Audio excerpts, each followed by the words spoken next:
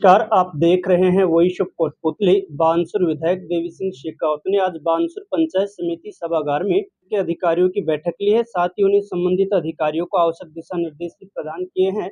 इसके बाद उन्होंने जन सुनवाई कर जो बानसूर के आमजन हैं उनकी परिवेदनाएं भी सुनी है। साथ ही जो संबंधित विभागीय अधिकारी हैं उनके त्वरित निस्तारण के उनको निर्देश भी प्रदान किए हैं। हमारे साथ बानसूर विधायक स्वयं मौजूद हैं। इनसे ही जानने का प्रयास करते हैं कि आज की जो मीटिंग थी उसका मुख्य एजेंडा क्या था और क्या इनके द्वारा संबंधित अधिकारियों को दिशा निर्देश प्रदान किए गए।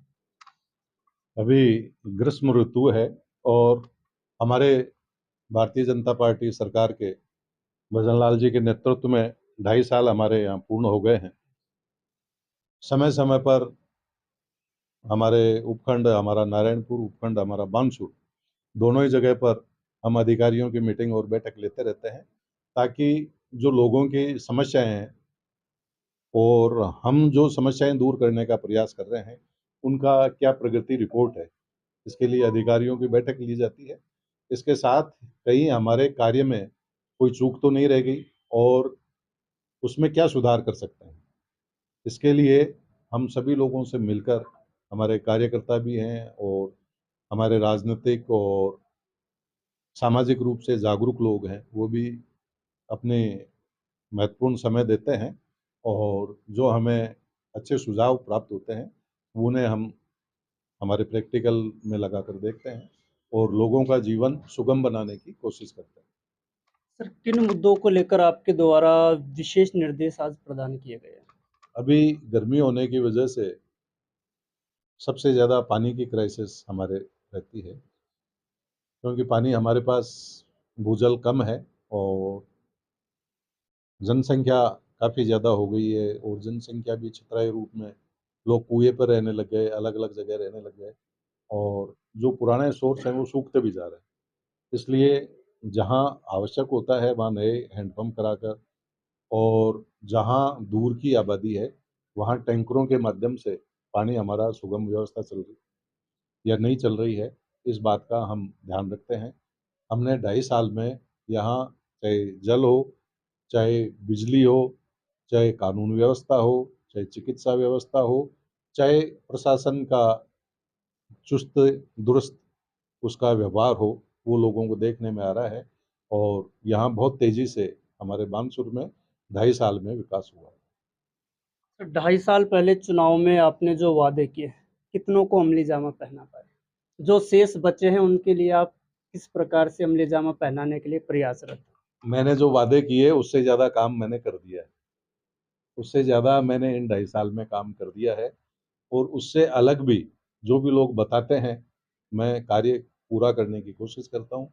आपने देखा होगा 35 साल से लोग bus stand, bus stand, bus stand बात करते थे।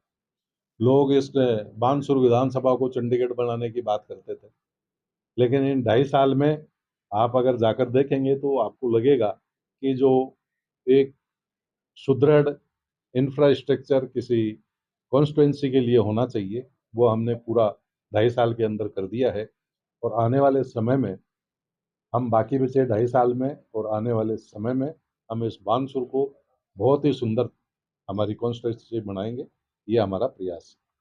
सर, पूर्व उद्योग मंत्री शकुंतला रावत का आरोप है कि इन 2.5 सालों में बानसूर में कोई नया काम शुरू नहीं हुआ है, काम वही हो रहे हैं जो मैंने स्वीकृतियां प्रदान करवाई। देखिए, पूर्व सरकार के बजट में 2 करोड़ रुपए हमारे यहाँ माता मंदिर में लगने थे, तो अभी मेरी तो जानकारी ये है कि हमने 50 लाख रुपए नगर पालिका से स्वीकृत करा के वहाँ रोड रोड बनाया है, तो पूछना वहाँ के वो 2 करोड़ का क्या हुआ। उसके अलावा ऐसी ही घोषणा 2 करोड़ की तालवर्क्स के लिए भी थी, ये भी आप उनसे जाकर पूछना कि भाई तालवर्क्स के 2 करोड़ रुपए का क्या हुआ। हमारे नारायणपुर से और बानसूर रोड पर 2 बोर्ड उद्योग क्षेत्र के लगे हुए हैं, तो वो औद्योगिक क्षेत्र कहाँ कागज में कहाँ चित्र बनाए उन्होंने ये उनसे आप जरूर पूछें। इसके साथ ही मैं ये पूछना चाहता हूँ कि हमारे 49 गांवों को उन्होंने बीएडा में क्यों जुड़वा दिया और उससे उन गांवों को क्या फायदा हुआ और 2.5 साल में लोग इतना त्राहिमाम केवल बीड़ा के कारण आज हो रहे हैं।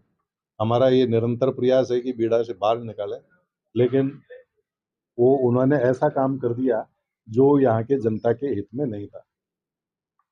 सर, आपने उद्योगों की बात की, आपने भी विधानसभा में मांग उठाई है, लेकिन लोगों को अभी भी उद्योगों का इंतजार है। बोर्ड तो लग गई पूर्ववर्ती सरकार। अभी जो उद्योग लगने की जगह है, मेरी जानकारी के अनुसार केवल भूटा शाहपुर में ऐसी जगह है जहां हम उद्योग लगा सकते हैं।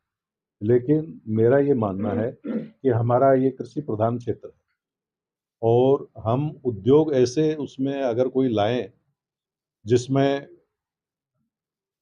एयर पोल्यूशन कम हो, जल की खपत कम हो, तो कोई उद्योग लगाने में सार है। नहीं तो यहाँ की जो 75-80% आबादी जो खेती पर निर्भर है, उनके लिए हम ऐसा कोई उद्योग यहाँ लाएं जो आबादी क्षेत्र में नहीं लगा पा रहे हैं और वो हमारे यहाँ उद्योग लगाकर हमारी वायु को प्रदूषित कर दें या हमारे जल को प्रदूषित कर दें। ऐसे उद्योगों के लिए हमारी कोई इच्छा नहीं है।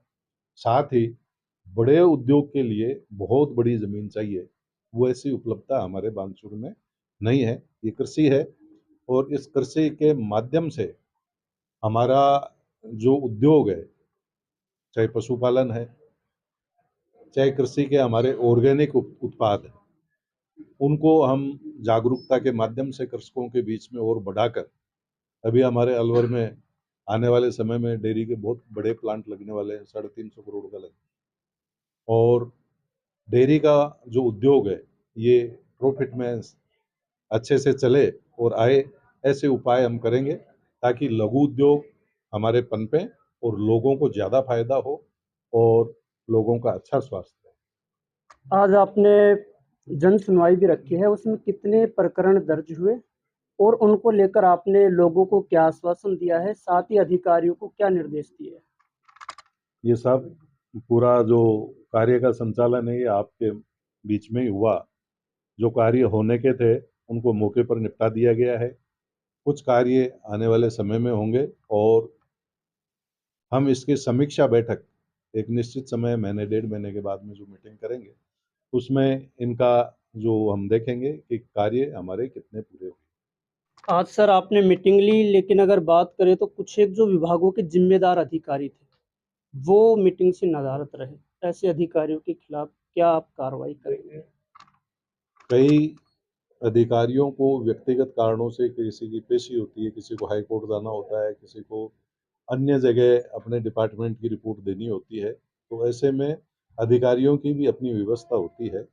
मेरे ख्याल से जिन डिपार्टमेंटों को जितने अधिकारियों को बुलाया, सभी डिपार्टमेंट के या तो अधिकारी थे या उनके जवाबदेह प्रतिनिधि थे।